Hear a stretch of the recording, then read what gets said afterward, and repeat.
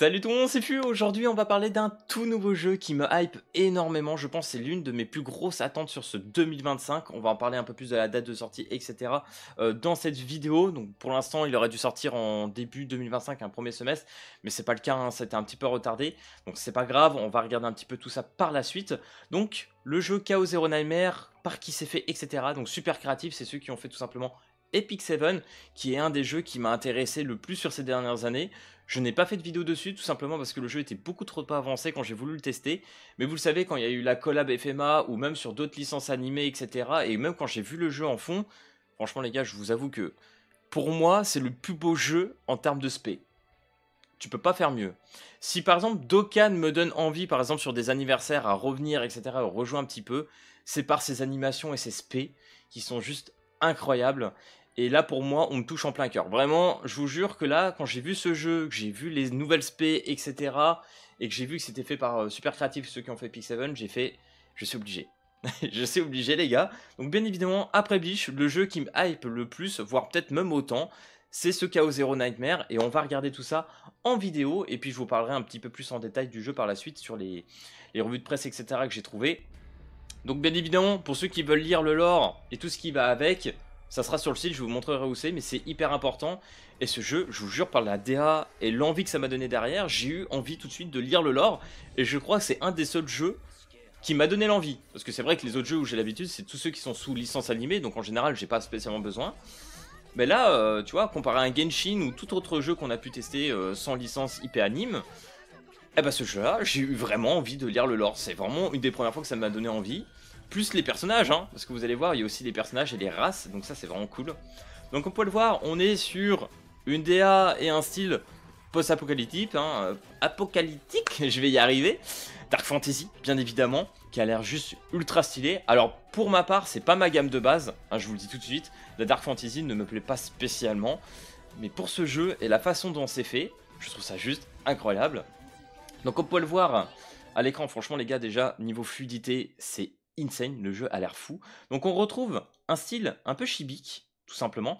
Au niveau des sélections de cartes, dès que tu vas choisir une carte tout simplement, tu vas voir l'artwork, on va dire, complet du personnage. Donc là, comme on peut le voir, dès qu'il a sélectionné la carte, on a le perso ici. Donc je sais pour ceux que c'est très compliqué de voir du chibi, mais moi je suis pas un grand fan du chibi. Mais pour celui-ci, c'est assez mixé. En plus, avec l'XP, tu as vraiment le vrai artwork et tout, donc ça te rend vraiment la chose stylée. Et donc, du coup, là où je voulais revenir, c'est que tu as vraiment le background. C'est sombre, c'est dark, c'est vraiment. Ça fait terrible, tu vois, ça fait horreur. Sauf que derrière, tu as les cartes qui sont hyper vives, qui sont hyper stylées, et tu as les personnages également qui sont hyper colorés. Donc, ça fait un contraste assez dingue. Et en plus, avec le côté chibi. Enfin, franchement, les gars, mixer du chibi avec de l'horreur, faut oser. Faut oser, hein, parce que franchement, vous allez voir dans le trailer. Et en plus, ils ont des couilles. Hein. Vraiment, je le dis là, ils ont des couilles. Parce que montrer des personnages qui se font bouffer, où tu vois du sang, tu vois les personnages se faire transformer en arbre, c'est une dinguerie. Et franchement, vous allez voir, à la fin, il se passe des trucs de fou furieux. Hein. Donc là, vous voyez quelques effets de cartes. En plus, il va y avoir des spés. Je crois que là, on va commencer à avoir une belle spé. On n'en voit qu'une partie. Voilà, regardez-moi la tête qui se multiplie comme ça et qui bouffe le personnage. C'est une dinguerie de voir ça, moi, je trouve. Le jeu, il a l'air fou. Les gars, je vous jure, j'ai jamais été aussi hype là depuis un bon moment. Non mais franchement. Je- Non mais voilà. Non mais franchement, mais quel trailer fait ça? Mais où tu vois un jeu qui fait ça? Donc là, tu les vois se transformer un peu en arbre et tout. Genre c'est incroyable. Mais c'est incroyable. Le jeu, il a l'air fou. Hein. Moi, ça me fascine. Hein. Je vous jure, je suis pas du tout dans ce style-là de base. Mais le jeu, il a un lore incroyable. Là, faut se rendre compte que tu as plusieurs races, donc ces plusieurs races sont entre guillemets sur des arches spatiales pour survivre et pour dompter entre guillemets le chaos. Mais j'en parlerai du lore dans une autre vidéo. Mais franchement, tout ce qu'il y a autour est vraiment bien fait, même si c'est pas bien évidemment de l'originalité ou quoi. Mais franchement, sur un anime, etc., sur ce délire-là, moi je dis oui. Hein. Franchement, je dis oui les gars, ça va être incroyable. Hein. Donc du coup, comme je vous le disais, on a les cartes en sélection de personnages. Hop, tu vois les artworks. Donc là, tu as une petite animation de spé qui sont quand même plutôt stylées. Hein. Pareil, hein, la DA, les artworks, les... Voilà, les compétences, tout est super bien fait. Franchement, les gars, je vous jure que... Là, je suis chaud. Là, je suis chaud. Quand je vois les artworks comme ça a l'air incroyable. Donc le système de cartes, parce que moi, bien évidemment... Pourquoi ça coche toutes les cases dans ce que j'aime? Parce que cette DS Grande Cross c'était incroyable et qu'on avait ce système de cartes, de rank up, etc. On va le retrouver également ici. Il y a un moment où il te parle de choisir ta destinée. Donc là, bien évidemment, l'aspect du perso aussi. Hein. Non, franchement, les gars, quand tu vois l'aspect d'Epic 7 qui sont juste insane, retrouver ça ici, c'est incroyable. Moi, c'est tout ce que je voulais. Je voulais trop jouer à Epic 7, mais avec le retard qu'il y avait quand j'ai commencé, etc., c'était trop dur de se mettre au niveau, ça prenait beaucoup trop de temps. Donc c'était vraiment trop galère. Donc là, il y a un système intéressant, les gars, parce que tu peux choisir en fait, entre guillemets, une carte, comme ici présent. Là, ça va te choisir tout simplement, choisis ta destinée, et tu vas retrouver cette carte qui aura tout simplement 3 effets différents en fonction de la sélection que tu choisis. AP plus 1, ou un truc un peu, j'imagine, comme ça, AP3 ici, etc. Donc en fonction de l'AP, hein, j'imagine, tu peux jouer telle ou telle carte. Donc voilà, franchement, il y a un système de rank up un peu comme ça, à voir in-game. Je sais pas ce que ça va donner, mais voilà, il y a l'air d'avoir des cartes que tu peux booster et améliorer. Non, franchement, regardez ça. Les animations, moi, je les trouve vraiment folles. Je sais pas si je suis le seul à kiffer les styles de jeux 2D. Comme je te disais, par exemple, JK Phantom Parade, quand c'était sorti, ou même quand j'ai vu la version JP à l'époque, je trouvais qu'au niveau de la texture, des environnements et des animations, je trouvais ça incroyable. Mais dommage, voilà, malheureusement, j'ai pas accroché par la suite sur le jeu, parce que bah, pour plusieurs raisons, hein, leur système qu'ils ont fait du rush, par exemple, sur la globale, etc., et tout simplement l'aspect économique qu'il y a eu derrière, j'étais pas trop fan. Donc voilà, j'espère que sur ce jeu, ça ne va pas être le cas. Mais déjà, je vous avoue que si je mettais JJK ou pour comparer au niveau de la 2D et ce KO Zero Nightmare, déjà à première vue, rien qu'en partie trailer, je préfère ce jeu personnellement, qui apporte d'ailleurs voilà, un univers très très particulier, faut se le dire. Donc pourquoi pas? Moi je me laisse vraiment pour la surprise et on verra par la suite. Donc bien évidemment il y a eu d'autres trailers, il y a eu l'AGF etc. Mais je pense que j'en parlerai aussi dans une autre vidéo. Donc du coup les gars, si vous voulez apprendre plus sur le lore, il y a cette vidéo ici présente. Donc n'hésitez pas à aller la regarder, elle est vraiment très très bien. Alors bien évidemment si vous comprenez pas l'anglais ça va être un petit peu chiant, mais c'est un petit peu traduit, c'est assez simpliste. Donc je pense que vous devriez comprendre à peu près, mais si jamais j'en ferai peut-être une vidéo. Donc du coup, qu'est-ce qu'on va retrouver dans le jeu? Bah, une multitude de personnages et surtout de races. Donc du coup, on a l'Itération qui est la race humaine, on va dire, avec la technologie la plus développée. Voilà, c'est un système de plusieurs arches, etc. avec une grosse population. Donc là-dessus, ils sont bien peuplés et bien évolués. On a l'appui de fer. Donc l'appui de fer, c'est pareil, c'est une autre race humaine, entre guillemets, une sorte de milice où tu as, on va dire, moins de développement que l'itération, donc ils sont un peu moins évolués, mais qui ont l'air quand même assez stylés.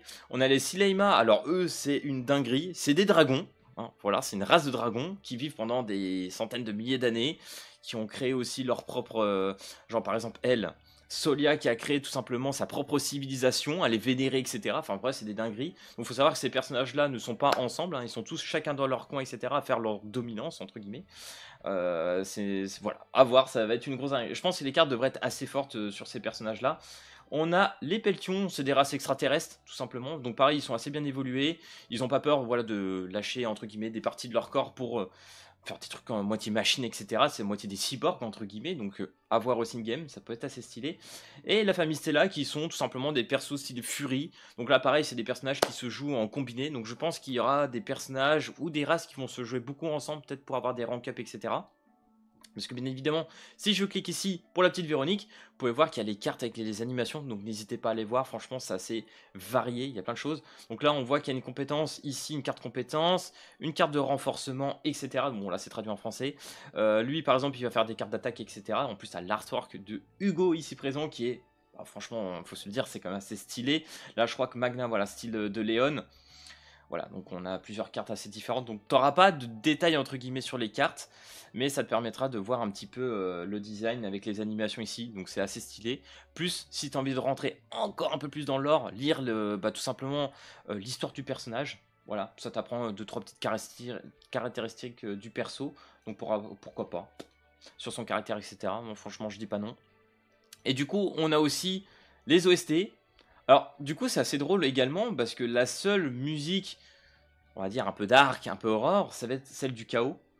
Mais en dehors de ça, les 3 autres sont juste tranquilles. Se reposer dans l'inconnu, c'est une musique, une OST tout simplement tranquille. Cité de l'Arche, elle est pareille, elle est assez tranquille. Planet Lino, bon après c'est traduit avec le français, hein, je sais pas ce que c'est en anglais ou quoi, mais ça te fait, on va dire, un peu plus voyager. Et t'as vraiment juste Chaos qui te rentre dans un délire un peu spécial. Du coup, au niveau des dernières infos, d'ailleurs je vais même aller sur le site de Stove, ce qui est assez intéressant c'est que si je vais dans Best Game, on retrouve Chaos Zero Nightmare qui sera du coup crossplay, donc il sera sur PC et mobile, bien évidemment roguelite, etc.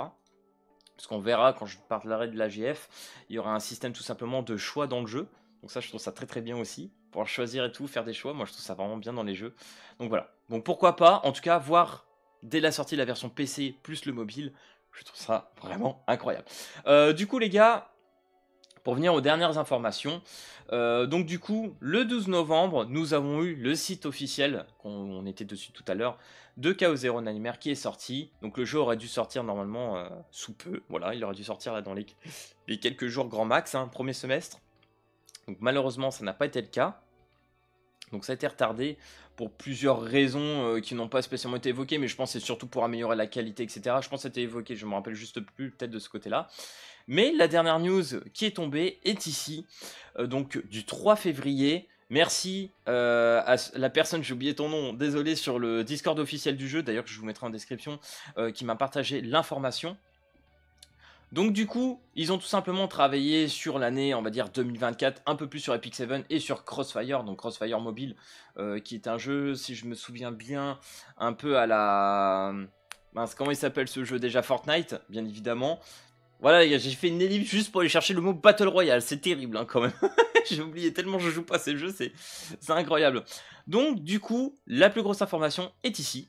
Cette année, nous présentons deux nouveaux jeux, donc le MMORPG Eclipse, qu'on n'a pas trop d'informations pour l'instant, et le jeu mobile sous culture, Chaos Zero Nightmare. Ces nouvelles sorties, combinées aux solides performances des jeux existants, laissent espérer de bons résultats.